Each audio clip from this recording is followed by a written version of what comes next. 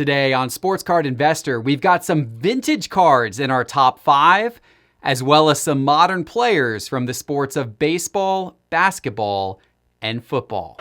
My name is Jeff Wilson. By day, I invest in tech companies, and at night, I invest in sports cards. Join me on my journey to profit from the hobby we all love.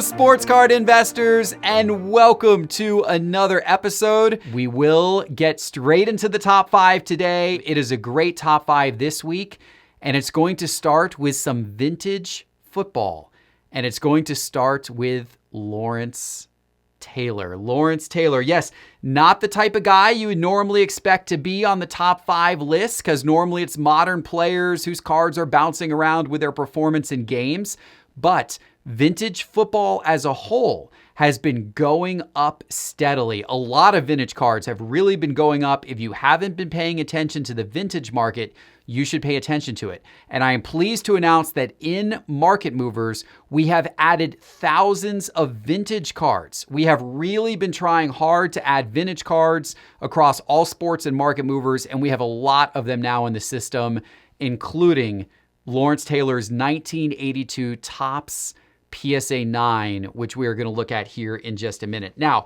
why are Lawrence Taylor's cards going up? Well, part of it is the interest in vintage cards.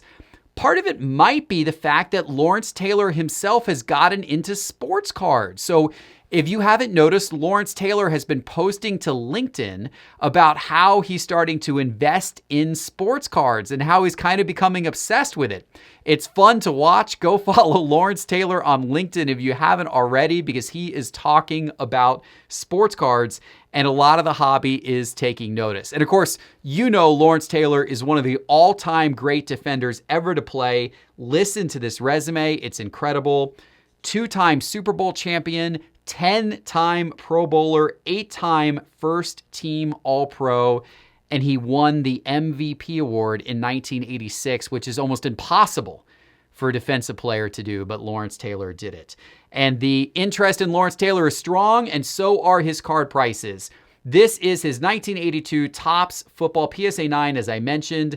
If you look at this card, you could have gotten this card 3 months ago for under $300. It was available for under $300, and this card has shot up over the last 3 months all the way over $1,000.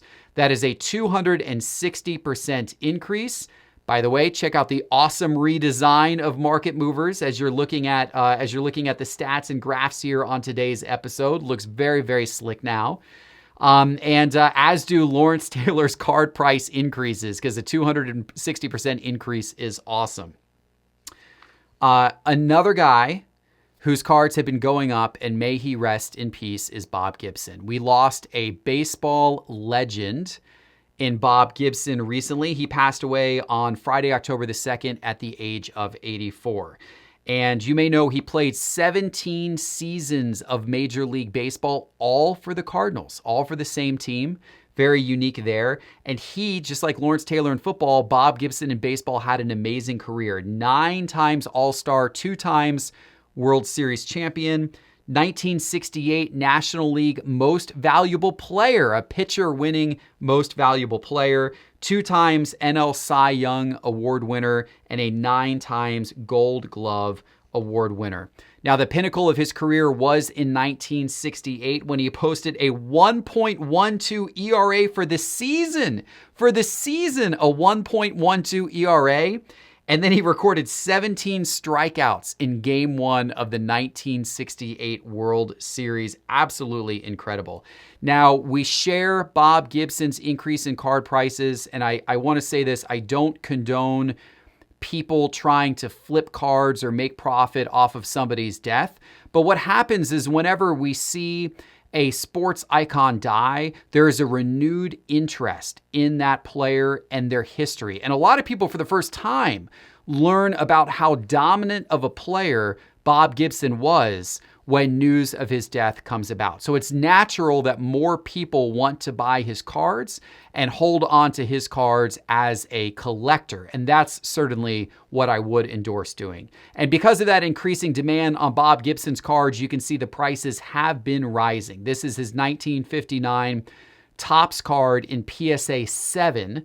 And this is a card that was under $1,000 90 days ago. And this card in recent days is all the way up to over $1,700 for an 81% increase. Bob Gibson, may he rest in peace. All right, our number 3 player on the list, let's switch to modern baseball. And let's go to a guy who is an MVP candidate this season. He's having an absolutely amazing season, carrying the Atlanta Braves into the playoffs, Freddy Freeman. Now, I'm here in Atlanta, and I can tell you that Freddy Freeman is already a big hometown hero in Atlanta. And nationally this year, people have really become aware of what an incredible ball player Freddy Freeman is. He's been absolutely instrumental to the Braves this year. This year, he is currently 4th in the Major League Baseball in hits, 2nd in the Major League Baseball in RBIs, and he has the 2nd best batting average, only behind Juan Soto. His batting average is .341. So he has been absolutely great all season, and he's going to hopefully continue to be great for the Braves in the postseason. Let's take a look at Freddie Freeman's 2011 Topps card in PSA 10, his base Topps card in PSA 10. And you can see this card has been on a really nice run over the last 3 months. This is a card that was down a little bit over $100 if you go back 90 days ago. And this card is now upwards of about $200. So this card has gone up almost double in price, not quite doubled in price over the last 90 days, but a very, very solid, significant 90-day increase for this Freddie Freeman card. And who knows, if the Braves can continue through the postseason, this is one that could continue to rise. We shall see what happens. Our number 2 player in this week's top 5 is certainly making noise in the postseason right now. He's been making noise all postseason. Jimmy Butler. And he is coming off of an absolutely dominant Game 3 performance for the Miami Heat. Just when everybody left the Miami Heat for dead, Jimmy Butler put the Miami Heat on his back and almost single-handedly help the Heat win Game 3. His cards have been red hot now over the last couple of months, and they're only going to get hotter after his Game 3 performance. 40 points in Game 3, 11 rebounds, 13 assists, 2 steals, and 2 blocks. The guy truly did it all, including telling LeBron in the 4th quarter that he was in trouble. A little jawing between Jimmy Butler and LeBron.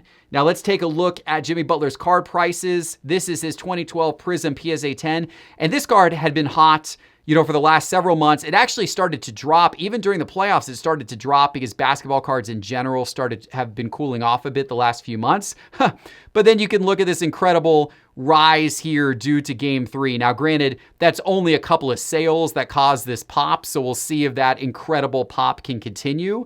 But nonetheless, you can see that there was a lot of additional interest, at least by a couple of buyers, created by his performance in Game 3. But overall, over this entire trend line over the last 90 days, it's a very strong trend line. His cards are up 180% if you factor in that last day's worth of sales there. A really nice looking trend line, and deservedly so, because Jimmy Butler has been outstanding for the Heat. Also outstanding, surpassing expectation, a breakout star player this year in our number 1 spot this week in the sport of football.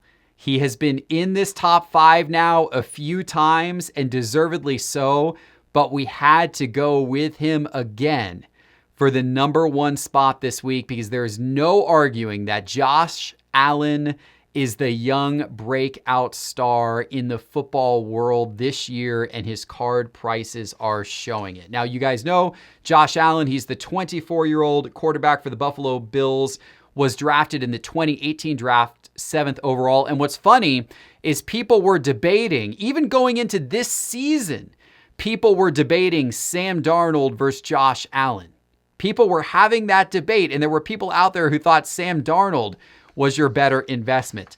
Thankfully, I was on the Josh Allen train. Hopefully, you were on the Josh Allen train because Josh Allen, man, his card prices have really done something as a result, and deservedly so. This guy's been on a tear. This is through week 4. Listen to this statistics. Through week 4, he's second in the NFL in passing yards, second in touchdowns, second in yards per attempt, third in QBR. He also has 3 rushing touchdowns, and by the way, he's only thrown 1 interception the entire season. Absolutely incredible. The Bills are, of course, have a 4-0 record. And could Josh Allen maybe be an MVP candidate? Is that possible? We shall see. But look at his card prices. We are showing here his 2018 Prism PSA 10 card. And you can see, like many cards in the hobby, this card actually peaked around the middle of August. But most cards in the hobby have kind of come crashing down pretty significantly since the middle of August. Not Josh Allen. Josh Allen's cards have continued to go up and up and up. This was a card that 90 days ago was a little over $200, about $227 on that day 90 days ago. Most recently, this card has been selling all the way up at $629, a 176% increase. And what's really interesting, one of the things I love doing in Market Movers is adding multiple players to the same chart. So let's actually take Josh Allen, and I want to compare him against a certain other player from the 2018 draft class. Let's compare Josh Allen and Lamar Jackson, and let's look at their base cards from 2018 Prism compared against each other in PSA 10. Interesting. That gap is beginning to close. Isn't it? Between Lamar Jackson and Josh Allen. That's starting to look interesting, how those are getting a little closer, but it's even more evident. This is really interesting. If we go back to Josh Allen here and we add back in Lamar, and I'm going to actually change sets because I want to show you guys what happens. This was pointed out to me by Parker. He posted about this in our members only forums for our Market Movers members. If you compare their 2018 Optic base cards in PSA 10, check this out, guys. Look what's about to happen here. Whoa! Josh Allen has actually caught Lamar Jackson. If you look at their Optic cards, Josh Allen's cards have actually caught Lamar Jackson's cards in value. Now, maybe that's a little bit overstated, perhaps. So maybe there's a little bit of value in Lamar Jackson with these Optic base cards. I don't know. But isn't that interesting? And is that a sign of things to come? Is Josh Allen's Prism cards going to continue to race up and catch up to Lamar Jackson's like his Optic cards have? It's certainly something to keep an eye on. It's something that we will be tracking each and every day in Market Movers. And by the way, if you would like to track this as well, you can find out more about Market Movers by going to sportscardinvestor.com and clicking on Market Movers in the main menu bar. Go to sportscardinvestor.com and click on Market Movers in the main menu bar. We got some new stuff that's coming your way. All right, everybody, thanks so much for watching today's episode. I really appreciate it. Remember to subscribe and hit the bell icon, and I will see you back soon with our next one. Take care, everybody.